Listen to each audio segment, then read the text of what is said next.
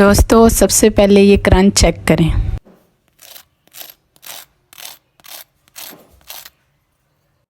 अस्सलामुअलैकुम दोस्तों, कैसे हैं आप? उम्मीद है सब खैरियत से होंगे। मेरी दुआ है आप जहाँ भी रहें हैप्पी रहें, खुश रहें और हमेशा अच्छे और हेल्दी खाने खाते रहें। मैं हूँ आपकी दोस्त राशिदा उमर और आप देख रहे हैं लो फ्लेम। आज भी एक मज़ेदार सी रेसिपी के साथ आपकी खिदमत में हाजिर हूँ, तो मेरे साथ रहिएगा और वीडियो को एंड तक ज़रूर देखिएगा। और अगर आप मेरे चैनल पर नए हैं तो चैनल को सब्सक्राइब करना मत भूलिएगा। शुक्रिया। तो चलिए आइए आज की रेसिपी स्टार्ट करते हैं। बिस्मिल्लाहिर्रहमानिर्रहीम। मैंने यहाँ पे काली दाल ले ली है, जिसे हम साबुत मसूर कहते हैं।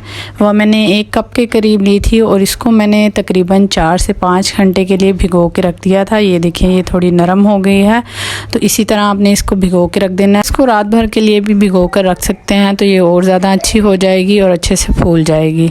तो यहाँ हमने इसका सारा पानी रिमूव कर दिया।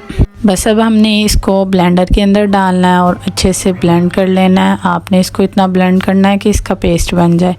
आपने इसके अंदर पानी थोड़ा थोड़ा ऐड करके फिर इसको ब्लेंड कर लेना है और अच्छे से मिक्स कर लेना है इसको। जी हाँ, ये देखिए यहाँ पे अच्छे से ब्लेंड हो गया है। बस यहाँ हम इसकी मिक्सिंग स्टार्ट करते हैं। सबसे पहले हमने प्याज डाला है। प्याज को आपने चॉप करके उसके अंदर से सारे पानी को निकाल लेना है। उसको बिल्कुल आपने खुश्क कर लेना है, तब आपने इसके अंदर प्याज डालना है। प्याज के बाद इसके अंदर मैंने थोड़ी सी शिमला मिर्च डाली है, हरी मिर्चें डाली हैं और 1 टेबल स्पून के करीब लहसुन का पाउडर डाल लेंगे और 1 ही टेबल स्पून के करीब हम इसके अंदर अदरक का भी पाउडर डाल लेंगे। उसके बाद हम थोड़ा सा इसमें चाट मसाला डालेंगे। चाट मसाला ऑप्शनल है, आप ना भी डालें तो कोई बात नहीं। 1/2 टेबल स्पून के करीब इसके अंदर हम पिसी हुई लाल मिर्च डालेंगे और 1/2 टेबल स्पून के करीब ही हम इसके अंदर कुटी हुई लाल मिर्च डालेंगे। नमक वगैरह डालेंगे और इसके अंदर काली मिर्च डालेंगे। जो स्पाइसेस आपके पास मौजूद हैं आप इसके अंदर ऐड कर लें।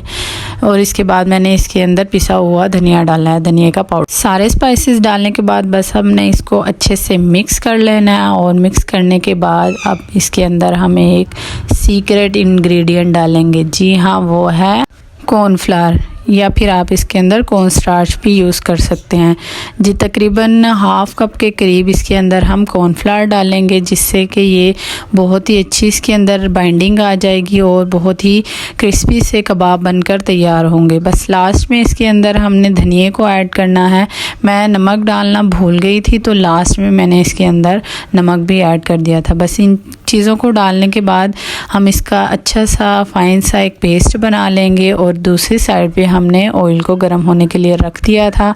अब इसकी ये देखिए आराम से टिक्कियाँ बन गई हैं, कबाब बन गए हैं, कोई हाथों पे नहीं लगा पेस्ट, ये बहुत ही आसानी से बन गई थी। तो हमने इसकी ये देखिए कबाब बनाकर ऑयल में फ्राई होने के लिए रख दिए हैं। जी आपने याद रखना है कि इसको आपने लो टू मीडियम फ्लेम पे बनाने हैं।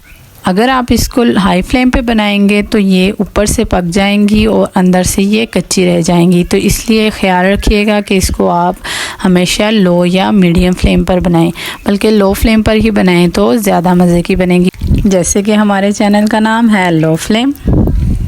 जो हमारे कबाब हैं वो बहुत ही अच्छे से अंदर से कुक हो जाएंगे और बहुत ही क्रिस्पी किस्म के बनकर तैयार होंगे। ये रेसिपी बहुत ही अच्छी है और बहुत ही मज़े की बनती है, तो इसको ट्राई ज़रूर कीजिए।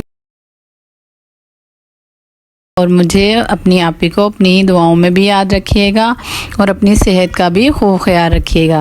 लीजिए जी, हमारे जो कबाब थे वो बनकर रेडी हो चुके हैं और इसके बाद मैंने दूसरा बैच डाला है, उसको भी ऐसे ही हम लो फ्लेम पर बना लेंगे, फ्राई कर लेंगे। जी हाँ, ये देखिए यहाँ हमारे ढेर सारे कबाब जो हैं वो बनकर रेडी हो गए हैं। ये चेक कीजिए।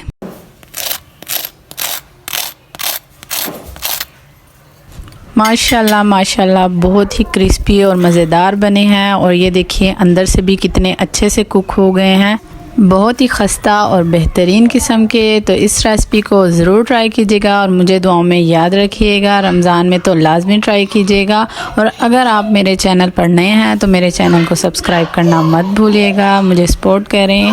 अल्लाह हाफिज़ and stay tuned for more recipes.